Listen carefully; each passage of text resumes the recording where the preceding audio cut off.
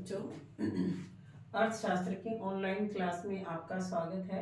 आज हम 12वीं क्लास का लेसन 8 समष्टि अर्थशास्त्र में समग्र मांग, समग्र पूर्ति और उससे संबंधित धारणाएं, ये लेसन हम कर रहे हैं।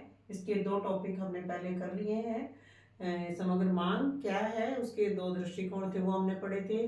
उसके बाद हमने समग्र मांग का माप और समग्र मांग का व्यवहार, ये हमने पढ़ा था। आज हम लेके आए हैं समग्र मांग के घटक, कि समग्र मांग के कौन कौन से घटक है, समग्र मांग किन किन घटकों से मिलकर बनी हुई है, बनती है, और उसके या हम यूँ कह सकते हैं कि समग्र मांग के निर्धारक तत्व कौन कौन से हैं। तो समग्र मांग के 4 निर्धारक तत्व हैं। पहला है घरेलू अक्षेत्र का उपभोग व्यय। घरेलू अक्षेत्र जो है वो कितना उपभोग के ऊपर खर्च करता है, सरकारी अक्षेत्र कितना खर्च करता है, और निवेश और निवल निर्यात, इन चारों को जोड़ दें तो हमारी क्या बन जाती है, एग्रीगेट डिमांड बन जाती है, समग्र मांग बन जाती है। यानी कि समग्र मांग, एग्रीगेट डिमांड किसके बराबर है, उपभोग के ऊपर खर्च प्लस सरकारी खर्च प्लस निवेश पर खर्च और क्या है, एक्सपोर्ट और इंपोर्ट, निवल निर्यात के ऊपर खर्च। इन सभी को जोड़ दें तो क्या बन जाएगी, हमारी एग्रीगेट डिमांड बन जाएगी। तो ये जो घटक है, समग्र मांग के जो घटक, 4 घटक मैंने बताए हैं, इनको हम बारी बारी से पढ़ेंगे। तो सबसे पहला है घरेलू अक्षेत्र का उपभोग। घरेलू अक्षेत्र का उपभोग क्या होता है कि राष्ट्रीय आय में से, जो एक देश की राष्ट्रीय आय है, उसमें से लोग अपनी आवश्यकताओं को संतुष्ट करने के लिए कितनी मुद्रा को खर्च करते हैं, राष्ट्रीय आय के कितने हिस्से को वो खर्च करते हैं, वो क्या होता है, उपभोग, घरेलू अक्षेत्र का उपभोग होता है। घरेलू अक्षेत्र जो है, जो गृहस्थ अक्षेत्र है, वो राष्ट्रीय आय का कितना हिस्सा वो खर्च करते हैं, वो क्या होता है, उपभोग व्यय होता है। जैसे मान लिया किसी अर्थव्यवस्था की जो आय है वो 5,000 करोड़ रुपए है, 5,000 करोड़ रुपए है, और गृहस्थ अक्षेत्र जो है वो अपनी आवश्यकताओं को पूरा करने के लिए 4,000 करोड़ रुपए खर्च कर देता है। 4,000 रुपए करोड़ ये इतने खर्च कर देता है। तो ये क्या है, ये राष्ट्रीय आय है, ये राष्ट्रीय आय है किसी अर्थव्यवस्था की, और ये क्या है, इसका उपभोग व्यय है, वो उपभोग व्यय है। और उपभोग व्यय हमेशा आय के ऊपर निर्भर करता है। उपभोग व्यय जो है वो, ये मैंने यहाँ लिखा है कि उपभोग is the function of income. उपभोग व्यय जो है वो किस पर निर्भर करता है, उपभोग व्यय आय के ऊपर निर्भर करता है। उपभोग व्यय आय पर निर्भर करता है कि जैसे जैसे आय बढ़ती है उपभोग व्यय भी बढ़ता है। लोगों की आय, या हम यूँ कह लें कि राष्ट्रीय आय का स्तर जितना अधिक होगा, आय और रोजगार जितना अधिक होगा, किसी भी देश का, किसी भी अर्थव्यवस्था की आय और रोजगार का स्तर जितना अधिक होगा, उतना ही घरेलू अक्षेत्र का उपभोग व्यय अधिक होगा। यानी कि उपभोग व्यय जो है घरेलू अक्षेत्र का is the function of income, Y क्या है, वाई इनकम के लिए लिखा है आय। आय का स्तर जितना होगा उपभोग का स्तर भी उतना ही अधिक होगा। दूसरी बात यह है कि जिस दर से आय बढ़ती है, किसी भी देश का जिस दर से आय बढ़ती है, उपभोग व्यय उस दर से नहीं बढ़ता, उससे कम दर से बढ़ता है। या आय की वृद्धि दर अधिक होती है, उपभोग व्यय की वृद्धि जो है वो कम होती है। गृहस्थ क्षेत्र के द्वारा जो उपभोग के ऊपर जो खर्च किया जा रहा है, अपनी आवश्यकता की वस्तुओं और सेवाओं के ऊपर जो खर्च किया जा रहा है, उसकी वृद्धि दर आय की वृद्धि दर से कम होती है। सारी की सारी आय को लोग खर्च नहीं करते हैं। ठीक है, तो दो बातें हैं, एक तो घरेलू अक्षेत्र का उपभोग जो है वो आय के ऊपर निर्भर करता है, दूसरा कि उपभोग की वृद्धि दर आय में वृद्धि दर से कम होती है। ठीक है, दो बातें हैं। दूसरा है सरकारी उपभोग व्यय। सरकार भी क्या करती है, अभी विभिन्न चीजों के ऊपर खर्च करती है। सरकार कई चीजों के ऊपर, कई वस्तुओं और सेवाओं को खरीदने के लिए वो खर्च करती है, तो वो क्या कहलाता है, सरकारी उपभोग व्यय।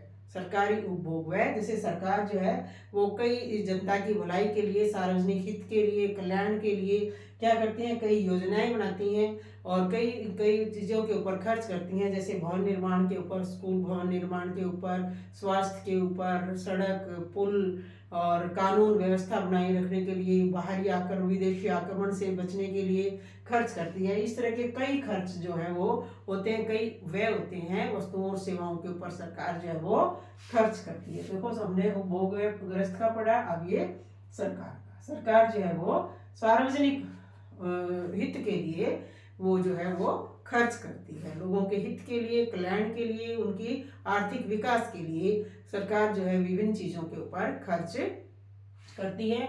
और सरकार के खर्च करने का कोई जो है वो नियम कानून नहीं होता, जैसे कोई उसका जैसे उपभोग आय के ऊपर निर्भर है, ऐसा कुछ नहीं होता, क्योंकि ये कई भूतकाल की जो नीतियां हैं उनको देख के या वर्तमान की जो नीतियां हैं उनको देख के सरकार जो है वो खर्च करना पड़ता है। सरकार को उसका ऐसे आय के स्तर से कोई संबंध नहीं है, ठीक है। उसके बाद है निवेश। उपभोक्ता निवेश क्या होता है, अभी पूंजीगत वस्तुओं के ऊपर जो खर्च है, पूंजीगत वस्तुओं के ऊपर जो खर्च है उसको हम क्या कहते हैं, निवेश कहते हैं। पूंजीगत वस्तुओं पर खर्च, पूंजीगत वस्तुओं को खरीदने पे जो खर्च किया जाता है वो क्या कहलाता है, हमारा निवेश कहलाता है। इससे क्या होता है, पूंजी का निर्माण होता है। इससे पूंजीगत वस्तुएं जो जिससे और पूंजी को कमाया जा सके या आय का सर्जन हो, वो क्या होती है, पूंजीगत वस्तु होती हैं। तो पूंजीगत वस्तुएं जो निवेश है वो सरकार जो ये है निजी उद्यमी है वो तो निवेश कब करते हैं, वो अपने उसको लाभ के उद्देश्य से निवेश करते हैं। जब तक उनको लाभ अधिक हो रहा है तब तक वो निवेश करते हैं, और वो जो नया निवेश जो करते हैं उससे जो लाभ हो रहा है वो जब तक निवेश करते हैं कि जब तक उस लाभ की दर और उस नए निवेश के ऊपर जो ब्याज है उसकी दर बराबर नहीं हो जाती, तब तक वो निवेश करते हैं। अगर ब्याज की दर अधिक है और उस नए निवेश से जो लाभ कमा रहे हैं वो कम हो जाता है तो फिर वो निवेश नहीं करते, क्योंकि निजी उद्यमी हमेशा लाभ के दृष्टिकोण से ही निवेश करते हैं। लेकिन सरकार जो है वो लोगों के कल्याण के लिए और आर्थिक विकास के लिए जो है वो निवेश करती है, वो उसके लाभ के उद्देश्य से निवेश नहीं करती। तो ये निवेश है। फिर है निवल निर्यात। निवल निर्यात क्या होता है, एक्सपोर्ट माइनस इंपोर्ट, यानी कि आयातों से आय होती, निर्यातों से आय होती है देश को और आयातों के ऊपर खर्च किए जाते हैं। जो बाहर से चीजें वस्तुएं मंगाते हैं, वस्तुओं सेवाएं मंगाते हैं, उनके बदले हमें विदेशी मुद्रा देनी पड़ती है, लेकिन जो निर्यात करते हैं उनके बदले हमारी इनकम जो है, देश की आय बढ़ती है, राष्ट्रीय आय बढ़ती है।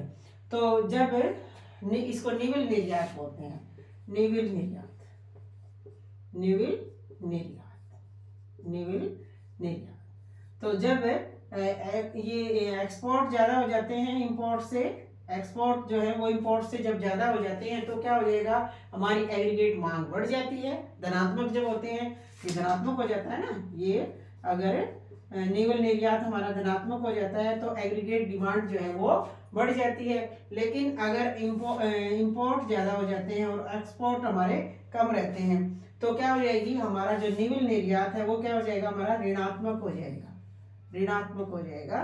तो उससे क्या होगा, उससे ये एग्रीगेट डिमांड कम हो जाएगी, समग्र आय जो है वो समग्र मांग कम हो जाएगी। अगर हमारा निवल निर्यात ऋणात्मक है तो, निवल निर्यात धनात्मक है तो समग्र मांग जो है वो हमारी अधिक हो जाएगी, इसको के ऊपर उसका धनात्मक प्रभाव पड़ेगा, राष्ट्रीय आय भी उससे बढ़ेगी, इससे राष्ट्रीय आय कम हो जाती है। तो इस तरह से ये देखो निर्धारक तत्व हमने 4 पढ़े हैं। घरेलू क्षेत्र पर उपभोग व्यय सी से लिखते हैं, सरकारी उपभोग व्यय जी, और निवेश आई जो पूंजीगत वस्तुओं पे खर्च है, और निवल निर्यात। निवल निर्यात जो है वो इसका एक बहुत ही छोटा सा अंश है, तो इसका एग्रीगेट डिमांड का निवल निर्यात एक बहुत ही कम हिस्सा है।